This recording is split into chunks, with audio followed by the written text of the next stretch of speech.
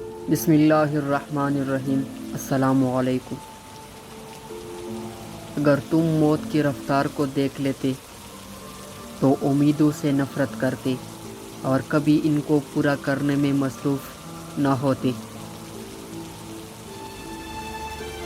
تجھے تیرے اوقات کا اس دن پتہ چلے گا اے انسان، جب لوگ تجھ پر مٹی ڈال کر ہاتھ بھی تجھ پہ جاڑیں گے۔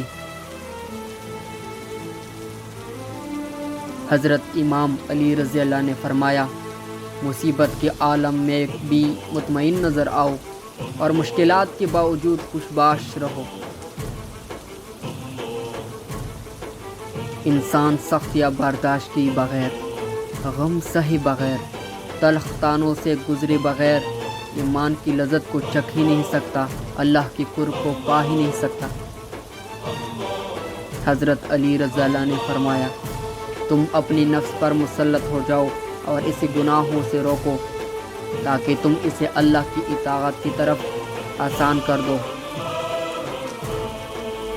کچھ سپیاں دیکھنے میں بہت خوبصورت ہوتے ہیں لیکن ان کے اندر موتی نہیں ہوتا، اس طرح کچھ انسان بظاہر بہت خوبصورت ہوتے ہیں لیکن ان کے اندر خوبصورتی نہیں بلکہ منافقت ہوتے ہیں۔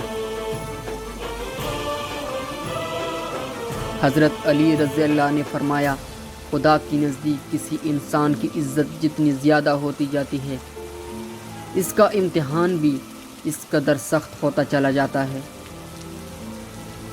حضرت علی رضی اللہ نے فرمایا، جب اللہ چاہتا ہے کہ کسی بندی سے دوستی کرے تو اس کی زبان پر اپنی ذکر اور دل پر اپنی فکر کی دروازے کھول دیتا ہے۔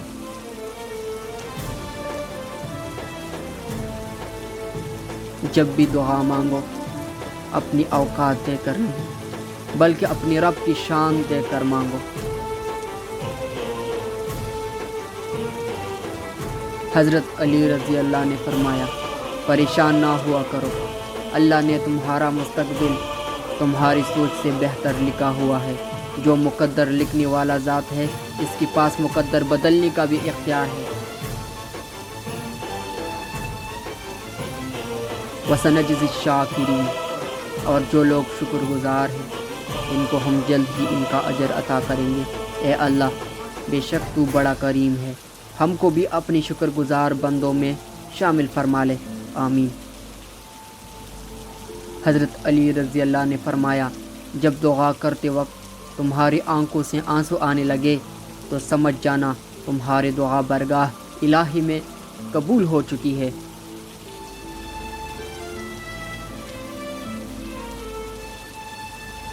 اچھا گمان اور میٹھی زبان انسان کے نیک عمل کو بڑھا دیتے ہیں۔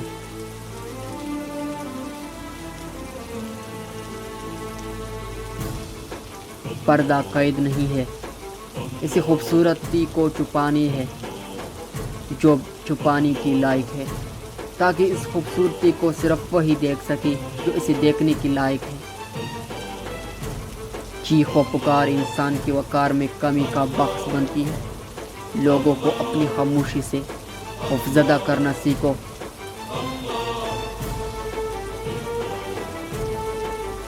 جب مشکل کی گھڑی آ جائے تو دیندار بہت کم ہی رہ جاتے ہیں۔